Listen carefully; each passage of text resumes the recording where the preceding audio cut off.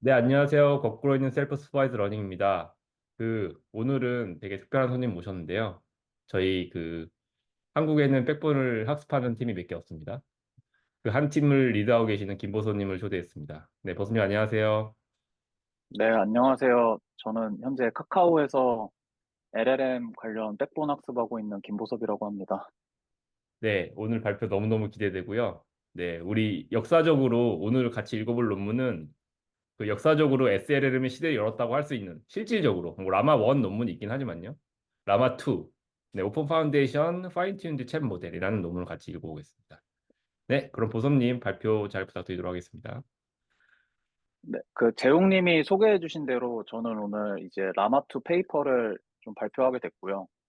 저도 이번에 다시 읽어보면서 뭐 라마3의 시대가 왔긴 한데 이 라마2에서 사실 백본을 트레이닝하는 입장에서 굉장히 배울 점이 많은 페이퍼이긴 합니다. 이게 뭐 솔직히 이전에 지금 요새 나오는 테크 리포트들이 좀 정보가 없는 경우가 굉장히 많은데 얘는 테크 리포트로서 아주 정보를 많이 주고 있고 실제 사람들한테 레시피로 많이 쓰이는 내용들이 많아서 오늘 이 발표를 하게 되었고 네, 시작을 해보겠습니다. 그래서 네, 목차 같은 경우는 사실 이게 좀 페이퍼가 너무 길어서 사실 어펜딕스까지 합치면 78페이지 정도 하거든요, 라마2가. 그래서 그냥 좀 목차를 재구성하려고 하다가 일단은 그냥 페이퍼에 있는 목차 순대로 좀 리니어하게 그냥 구성을 했고요. 네. 그래서 마지막 챕터에 이제 그냥 라마3에 알려진 정보들에 대해서 조금 조사를 해봤는데, 오, 이거는 이제 아직 테크 리포트가 나온 상태는 아니어서, 네, 좀 간략하게만 소개를 드리고 넘어갈까 합니다. 400빌리언이 그래서, 아직까지 돌아가고 있죠. 아마 네, 그게 돼야지 나올 것 같네요. 네, 저도 그렇게 알고 있어요. 네. 네. 그래서, 뭐, 인트로덕션으로 넘어가면, 사실 이제 라마2가 나온 지가 거의 1년 됐나요? 저 정확한 시점은 기억이 안 이게 나는데, 보니까 9월에 나왔던 것 같은데 맞나요? 네. 특별히 기억이 나진 않는데, 네, 아무튼 저는 7월이네, 뭔가 7월. 7월. 아, 7월에 2020년 나왔군요. 7월에. 오케이. 그래서 꽤 오래 이제 됐죠, 사실상. 거의 1년 됐네요. 그렇게 맞. 생각, 음. 네, 그렇게 생각하고 있고. 그리고 어쨌든 인트로덕션에서 뭐 이 라마2가 제일 그 당시에 중요했던 거는 뭐 이제 그 당시에 뭐 오픈소스 모델들이 뭐 아마 다 들어보셨겠지만 뭐 MPT나 팔콘 뭐 이런 것들이 있었고 그리고 이제 뭐 서비스에 사용되는 뭐 클로즈드 소스 모델들과 비견될 만한 오픈소스 모델을 이제 메타에서 공개를 했다. 라는 게 그 당시에 가장 뭐 약간 커뮤니티의 특별한 이벤트였던 것 같아요.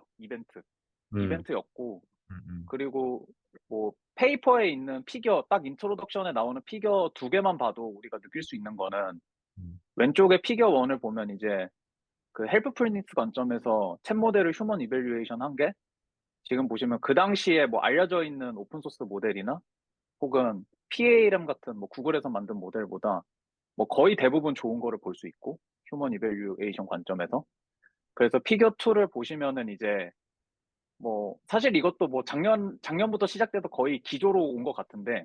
GPT-4가 실제로 판단을 하는 거에 대비해서 봤을 때도 이제 라마2가 뭐 팔콘이나 PALM이나 심지어 그 당시에 챗GPT보다도 좀 좋은 점이 있었다라고 이제 페이퍼의 초반부에 소개를 하고 있고요. 네. 뭐 사실상 그래서 음, 네. 뭐 잠깐 그냥 농담을 드리자면 사실상 이거가 나온 시점에부터 GPT 3.5가 전투력 측정기가 됐어요. 그러니까 네. 그래가지고 이 논문 때부터 진짜 SLLM 사실 기억하시겠지만 작년 7월 정도 됐을 때는 아직 우리가 막 챗GPT 5 막 이렇게 하던 시대가 그 시점이거든요. 근데 이제 이 논문이 나옴으로 인해서 그때부터 막 여러 굉장한 스타트업이나 그런 데서 자체 SLM 만들거나 라마와 비교해가지고 자기 성능이 어떻다거나 이런 약간 그 LLM 산업의 약간 방향성이 좀 바뀌었어요. 그래서 그런 면에서도 좀 의미가 있는 것 같습니다. 네. 뭐 덧붙여서 좀 말씀드리자면 사실상 메타에서 이 전략을 고수함으로써 좀 이 생태계 스탠다드가 됐죠. 뭐 네, 그거 그렇게 알고 생각을 있는지 하고 모르겠지만 있습니다. 알고 네, 있는지 모르겠지만 왜냐하면 사실 OPT라는 백본도 사전에 있었잖아요. 메타에. 그래서 그쵸. 그렇죠. 사실 제가 추측해 보는데 회사 내부에서 그 두 가지 프로젝트가 경쟁했을 것 같고 왠지 결과적으로 라마가 이겼지 않나 그런 생각을 해봅니다. 그러면 넘어가겠습니다. 그래서 뭐 두 번째 보면은 사실 라마1 아마 기억을 하실 거예요. 그래서 라마1 대비 구조적으로 바뀐 거는 사실 크게 없었어요.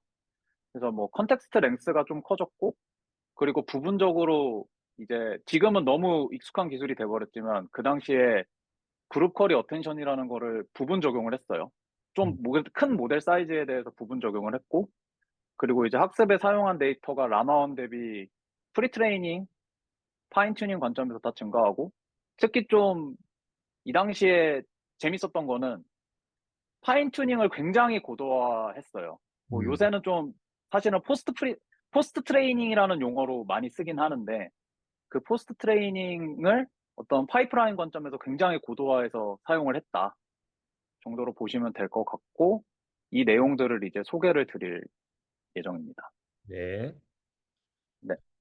그래서 뭐 먼저 프리트레이닝 관점에서 보면은 이제 특별한 건 없어요. 이제 뭐 다들 이렇게 해야 될 것 같다라고 했던 거를 라마가 실제로 했다라고 보는 게 맞는 것 같고, 그래서 뭐 라마1 대비 라마2 프리트레이닝에서는 일단 컨텍스트 랭크가 이제 2K에서 2K에서 4K로 늘어났다. 음. 그래서 이거를 뭐 이거에 대한 이제 어블레이션 실험이 사실 라마2 페이퍼 뒤에 보면 있는데, 네네. 이제 이 테이블이 사실 그 어블리에이션의 결과거든요. 음. 그래서 보면은 얘네가 150빌리언 토큰을 이용해서 라마2 아키텍처로 이제 2K 컨텍스트 랭스랑 4K 컨텍스트 랭스를 둘 다 학습을 시켜본 거예요. 150빌리언 토큰을.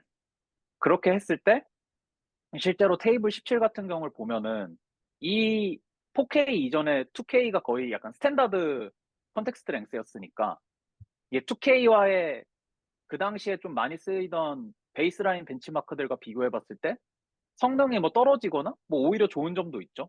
그런 거를 확인을 했고, 이제 테이블 16에서 보면은 이제 롱 컨텍스트를 요구하는 여러 태스크들에서 음.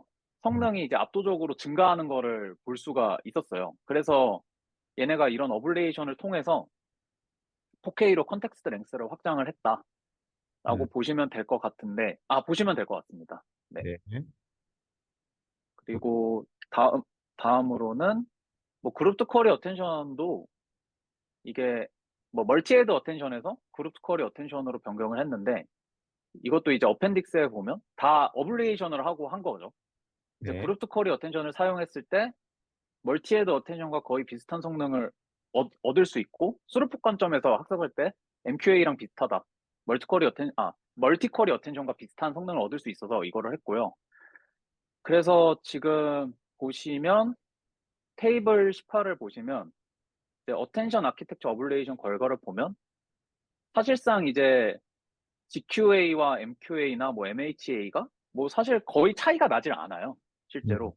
음. 근데 이제 멀티 헤드 어텐션에서 이제 GQA, MQA로 바꾸면서 우리가 보통 디코딩을 할 때 이제 인퍼런스 관점에서 생각해 보면, 음. 이제 저희가 키와 밸류를 캐시를 해놓고 새로운 쿼리 토큰이 들어올 때마다 이전에 갖고 있던 캐시에 어텐드를 해서 디코딩을 하게 되는데, 그 관점에서 굉장히 이제 메모리를 절약하게 되는 거죠.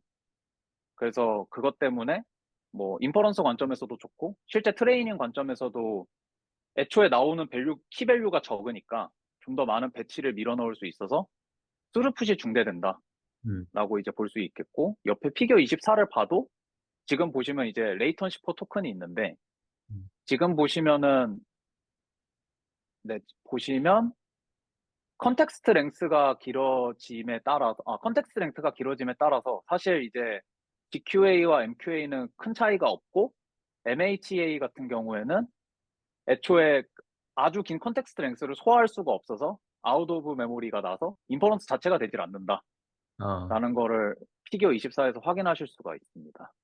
개인적으로 그리고 궁금한 네네, 게 말씀하세요. 있다면 이 그 GQA가 그 멀티헤드 어텐션 기존에 이제 멀티헤드 어텐션 이거는 이제 멀티헤드 어텐션은 이제 트랜스포머 오리지널 논문에서 제안됐던 방식이고요. 이 GQA는 이제 그 방금 얘기해 주셨던 그룹 퀄리티 어텐션이 이 방법인데 메인으로 여기에서 이렇게 가게 되는 모티베이션이 뭐예요? 계산량인가요? 일단은 원래 좀 순서로 보면은 음, 멀티헤드 어텐션이 있었고 멀티쿼리 어텐션이 나오고 그 다음에 그룹 투 쿼리 어텐션이 나왔어요.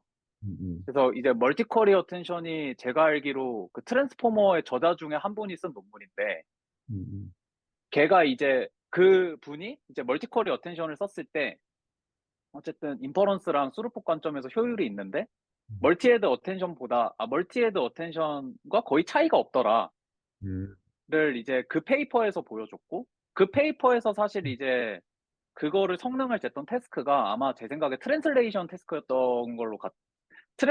태스크였던 것 같은데 근데 그 벤치마크로는 약간 뭐 모자람이 없었는데 뭐 추측하건대 뭐 LLM 시대로 넘어오면서 다른 태스크를 하다 보니 음, 실제 키밸류를 좀 더 늘려서 뭔가 태스크를 수행하는 게 좀 더 중요한 태스크가 있지 않았을까 생각이 되고요.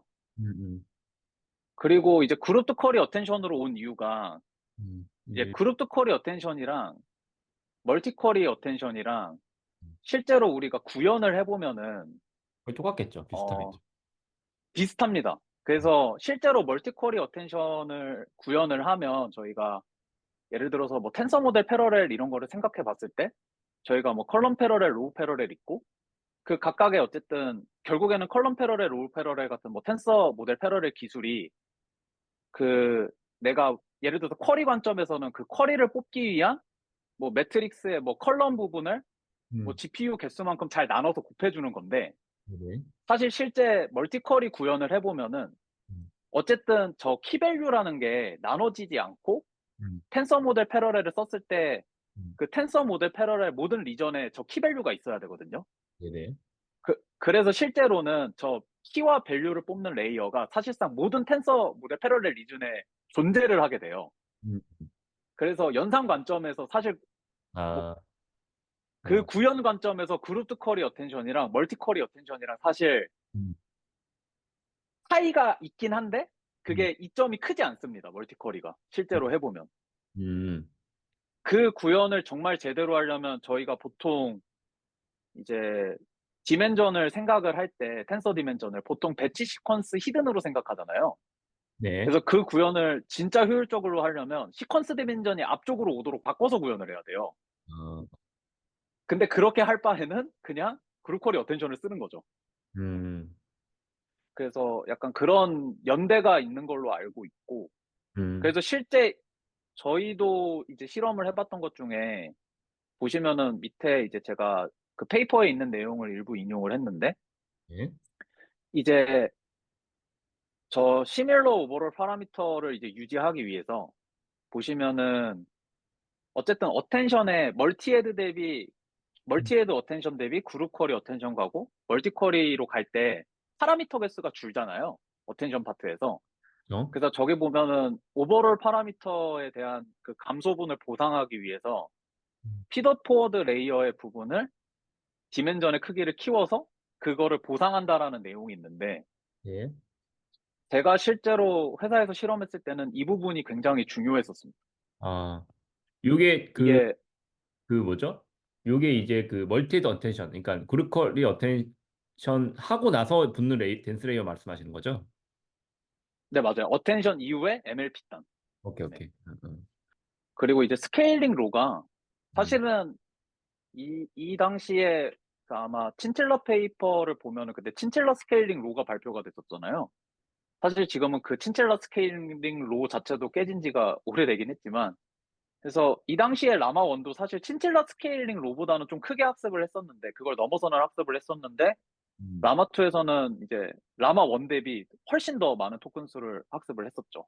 음, 그래서 지금 피겨 5는 그 왼쪽에 보면은 토큰을 더 태워도 될 것 같은 트레이닝 PPL을 보여주고 있고 그리고 테이블 1을 보시면은 이제 라마 1과 라마 2 대비 뭐 기존의 차이점들 보시면은 아까 설명드린 그룹 쿼리 어텐션이 큰 모델에서만 사이즈가 큰 모델에서만 부분적으로 적용되고 음, 이제 뭐 SLLM의 영역이라고 할 수 있는 모델 사이즈에 대해서는 그대로 그냥 멀티헤드 어텐션을 아마 성능 때문에 했던 걸로 보여집니다. 네. 네. 잠깐만. 신칠라가 몇 토큰 학습했죠? 몇 토, 1.4T였나? 기억이 안 나네. 1.4T 정도였던 것 같고, 28, 제 기억에, 28밀리언. 맞네. 네, 제 기억에 대충 파라미터 수에 20을 곱하면 친칠라 스케일링 로였던 것 같아요. 대강. 그러면 요 모델들의 크기는 신칠라 스케일보다는 약간 큰, 큰 느낌? 약간 큰 느낌인가요? 근데 1.4T보다 이게 여기가 2배 증가했으면 이거에 20을 곱하는 거잖아요. 맞나요? 네, 맞습니다. 그러면은 많이 큰 거네요. 어떻게 보면은. 네. 좀 많이 커졌죠. 약간 그래서 라마 원도 보시면 사실상 제일 큰 모델에서는 그냥 치칠라 스케일 롤을 따르고 있는 거고요. 음, 음. 그 밑은 사실 그냥 더 태운 거라고 보시면 될 것 같고. 아, 오케이, 오케이. 그리고 라마2는 친칠라 스케일링 롤보다는 좀 더 넘어서는 스케일링 롤을 사용했다 아, 정도로 보시면 될 것 같습니다. 네. 지금 확인해 보니까 신칠라가 1.4T였네요. 1.4T 70빌리언이었던 것 같고. 근데 지금 시점에서 생각을 해보면 이게 사실 좀 뒤에 할 얘기이긴 했는데 요새 페이퍼를 보면은 사실 이트릴리언 토큰을 학습해도 음, 그 백본을 학습할 때 커리큘럼을 어떻게 짜느냐에 따라 성능이 좀 드라마틱하게 차이가 나고요. 음. 그리고 만약에 그런 뭐 일종의 트레이닝 스트래티지를 고려하지 않을 거면 실제로 한 저런 10빌리언 사이즈의 모델에서 15트릴리언 토큰을 학습하는 그런 모델들도 있죠. 네네. 근데 저는 뭐 제가 개인적으로 생각하기에는 저 토큰, 그러니까 그 토큰 수를 늘리는 것도 중요하지만 음. 오히려 중요한 거는 그 백본을 학습할 때 커리큘럼을 어떻게 주느냐가 더 중요한 걸로 요새는 저는 이해하고 있어요. 아, 그거에 따라 성능 차이가 좀 드라마틱하게 나서. 네. 제가 좀 잘못 네. 이해했네요. 벙벙한 게 맞습니다. 왜냐면 이렇게 20배예요. 저 이렇게 20배인 줄 알고 잘못 이해했고. 아, 네, 그러면은 말씀하신 게 훨씬 당연히 맞고. 그러면 2.0T니까 그죠? 좀 더 0T에 70이니까 대략적으로 한 30배 좀 안 되게 되는 거예요. 여기는. 그러면 팩터가 좀 다르죠. 그럼 얘는 좀 여유 있게 한 거고 약간 오래 학습을 하고 뭐 그런 커리큘럼 러닝 같은 거를 고려해가지고 약간 여유롭게 잡았다 뭐 이런 식으로 이해를 하는 것 같습니다. 네, 네, 감사합니다. 네. 아, 그리고 라마2에서는 뭐 명시적으로 커리큘럼 러닝을 했다라고 적혀 있진 않은데 음, 아마 라마3에는 그걸 했을 것으로 예상이 되긴 합니다. 네, 네, 네, 좋습니다. 네. 그래서, 그래서 이런 백본 모델 학습한 걸 이벨리에이션 한 걸 보면은 이미 저희가 결과를 다 알고 있기 때문에 보면은 라마1 대비해서도 상당히 많이 좋아졌고 그 음, 당시에 좀 핫한 모델인 뭐 이제 MPT나 팔콘 대비해서도 성능이 많이 좋았고 그리고 좀 클로즈드 소스 모델 대비해서 뭐 아카데믹 벤치마크에서 비교를 해봐도 당시에 이 정도 성능이면 커뮤니티에 있는 사람들이 라마2를 가지고 뭔가 해볼 만하다라고 생각이 들었던 거죠. 그렇죠. 뭐 네. 특히 3.5랑 비교했을 때, 얘는 지금 돈 받고 팔고 있는 앤데 이 정도네? 그럼 얘 그냥 오픈소스로 내가 받아가지고 서빙하면 될까? 물론 서빙하는데 돈이 많이 들지만 뭐 이런 얘기 생각을 해볼 수 있죠. 음. 네. 그래서 라마2가 음. 되게 큰 그림을 그려왔던 것 같아요. 네. 상대적으로 코딩 그래서 능력은 이 시점에서 많이 떨어지긴 했네요. 비교했을 때는. 아무래도 그거는 의 구성의 차이가 있었을까요? 그런. 코퍼스의 구성의 차이가 있었을 것 같고 그래서 이게 그 시기가 중요한 것 같은데 이게 아마 그러니까 작년 저 때쯤부터 코파일럿이나 이제 그 비코드 진영에서 스타코더 같은 거를 만들기 시작했던 걸로 기억하거든요. 음, 그러니까 저 당시에 그 코드 데이터를 많이 넣고에 대한 중요성을 제 생각에는 그 시기가 비슷해서 인지 못했을 수도 있을 것 같아요. 코드를 일정 넣긴 하지만 뭐그 정도로 많이 넣진 않았고, 그리고 실제로 뒤에 뭐 소개할 내용을 자꾸 앞에 끌어와서 조금 이상하지만 라마 3 같은 경우에는 라마 2보다 라마 2에 넣었던 코드 대비 거의 4배 정도 넣었다고 명시가 되어 있긴 하거든요. 음, 그래서 라마 2를 학습할 시점에는 아마 코드 데이터의 중요성을 생각보다 좀 적게 인식했을 수도 있고, 네네. 그리고 아시다시피 지금에야 메타가 뭐 H백을 뭐 몇십만 개 갖고 있나요? 몇십만 개 갖고 있긴 했지만 저 당시에 아마 메타에서도 A백을 그렇게 많이 갖고 있진 않았을 거라고 생각이 돼요. 라마 1 같은 경우도 제가 알기로 A백 2048개로 했었는데 음, 이 당시에도 그렇게 메타가 자원이 많지는 않았을 거다. 우리가 지금 메타의 자원을 보는 것만큼. 음, 그래서 그 중요성을 인식한 순간에 이미 라마2는 프리트레이닝을 시작을 하고 어느 정도 궤도에 올랐으니까 그거를 뭐 끝내자는 선택을 했을 수도 있고요. 그렇죠. 뭐 라마투가 그 이 논문이 나오기 전까지 메타의 그 핵심 LLM 프로젝트가 아니었을 수도 있죠. 그래서 여러 개의 부서에서 GPU를 나눠서 갖고 있을 수도 있고.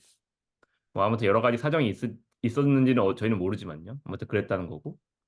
여기 라마2 시점에서는 수리 능력과 코딩 능력이 상대적으로 다른 능력에 비해서 좀 떨어지더라. 그런 거를 좀 엿볼 수 있는 것 같고 아마 라마3에서 많이 보강이 된 것 같습니다. 그러면 또 넘어가 보도록 하겠습니다.